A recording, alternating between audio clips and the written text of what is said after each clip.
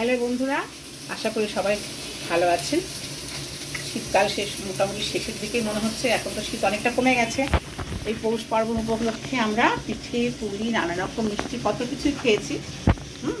আজ আমি কিন্তু অন্য কিছুই দেখাচ্ছি না, দেখাচ্ছি আমি যা রান্না করেছি তাই।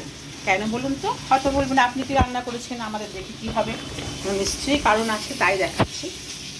আমরা দৈনন্দিন জীবনে কিছু না কিছু তো খেতে হবে, তার তো একটা তালিকা রাখতেই হবে।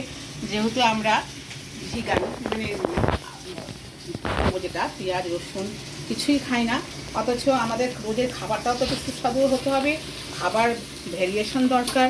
তাহলে সেই জন্য এক এক দিন আমরা এক একটা জিনিস ব্যবহার করতেই পারি, তাই না? তালিকা কি খাবো না খাবো সেটাও একটা ব্যাপার আছে। হ্যাঁ, তো আজকে আমি এইগুলো করেছি। যদি আপনাদের পছন্দ হয় আপনারা একদিন খাদ্য তালিকা এগুলো রাখতেই পারেন।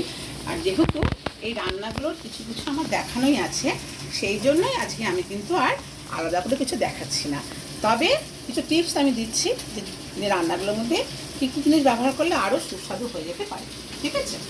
তো আপনার আমি এই যে বেগুন সুন্দরী বলে আমি একটা রেসিপি দিয়েছিলাম, সেটা আজকে আমি করেছি। আপনারা সেটা করতে পারেন, সেটা আমার তো দেওয়াই আছে। সেটা যদি আপনি ফলো করেন সেটা সহজেই করতে পারবেন। তবুও আমি বলে দিচ্ছি আর একবার, যে বেগুনগুলোকে আমি আগে সমস্ত মশলা মাখিয়ে, যা যা মশলা মাখানো সেটা মশলাগুলো অবশ্যই টক দইয়ে মিশিয়ে আমি এগুলো রেখেছি। রেখে সেটাকে আমি আগে বেগুনগুলো মাখিয়ে কিছুক্ষণ রেখে দিয়েছিলাম। তারপরে তার কিছুটা অংশ রেখে দিয়েছিলাম মশলা। সেই মশলাটা আমি আবার রান্না করার সময় তেল দিয়ে ভালো করে কষিয়ে নিয়ে একটু জল দিয়ে ওই বেগুনগুলো সাজিয়ে দিয়ে দিয়েছিলাম। দিলেই এবার লাস্টে আপনি ধনেপাতা দিয়ে পরিবেশন করতে পারবেন। ঘি গরম মশলাও দিতে পারেন, না থাকে তা না দিলেও কোনো সমস্যা নেই। তো যা সেটা ব্যাপারটা হলো এইটাই, যে যেহেতু আমার রান্নাটাকে দেখানো আছে সেই জন্য কিন্তু আমি দেখালাম না। ঠিক আছে? আর এই বেগুন আর আপনার নিম পাতা, এটা তো আপনার সবারই খুব পরিচিত, এটা তো বলার কিছু নেই, তাই কিছু বলছি না। ঠিক আছে? আর এটা হচ্ছে তিল বাটা। আমাদের খাবার ঠাকুরের নির্দেশ অনুযায়ী আমাদের খাবার তালিকায় কিন্তু তিল বাটাটা রাখা দরকার আছে। সেটা আপনি ঘি দিয়েও খেতে পারেন, তেল দিয়েও খেতে পারেন, একটু কাঁচা লঙ্কা দিয়ে যেমন পছন্দ করেন দিয়ে খেতে পারেন। সেটাতে কিন্তু দারুণ রকম বিশাল রকম ক্যালসিয়াম, যা আপনারা ওষুধেও কোনো রকম তার ঘাটতি পূরণ করা যায় না। এটা যদি আপনি নিত্য খাবার তালিকা রাখতে পারেন তাহলে কিন্তু খুব ভালো। সেই জন্য কিন্তু আমি এটা দেখাচ্ছি। আর বাঁধাকপি তো আপনি রান্না করেনি, সেই জন্যই আমি দেখাইনি, কিন্তু সেখানে আপনি ওপরে বড়ি ভেজে সেটাও দিতে পারেন। আর চিনেবাদামকে একটু ভেজে তারপরে সেটাকে গুঁড়িয়ে দিলে কিন্তু এটা খেতে খুব সুস্বাদু হবে। আর এটা হচ্ছে, হয়তো আপনারা খান কিনা আমি জানি না, এটা একটা সাধারণ খাবার হলো, খেতে কিন্তু খুব সুন্দর। এটা কী বলুন তো? আলু টমেটমে কড়াইশুঁটির তরকারি। তো এটাকে যেমন আপনি সাধারণভাবে আলুটাকে ভেজে নেবেন, আলু কড়াইশুঁটি সব কিছু ভেজে নেবেন, তারপরে তেজপাতা জিরে ফোড়ন একটু হিং অবশ্যই দেবেন, খাবার স্বাদটাই পাল্টে যায়। দিয়ে আর বেশি করে টমেটো একটু দিয়ে ভালো করে নেড়ে কাই করে এটা করবেন। এটা যে খেতে কি দুর্দান্ত হয় সেটা আপনি না খেলে বুঝতে পারবেন না। সেই জন্যই এটা খুবই সাধারণ।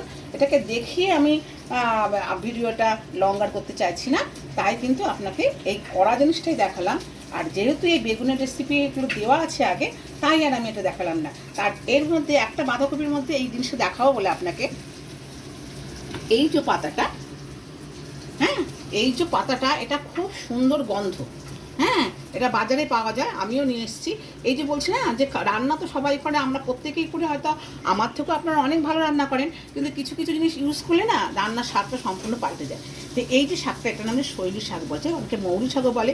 যাই হোক, এই যেটা যদি আপনি ইউজ করতে পারেন না, বাঁধাকপি মনেই হবে না যে আপনি ঘরে রান্না করছেন, মনে হবে যে আপনি এর থেকে নিয়ে এসছেন। বুঝতে পেরেছেন তো? হোটেল থেকে এনে আপনি খাচ্ছেন। ঠিক আছে? সেই জন্যই আপনাদের এগুলো দেখালাম, নাহলে কিন্তু দেখানোর আর কোনো উদ্দেশ্য ছিল না।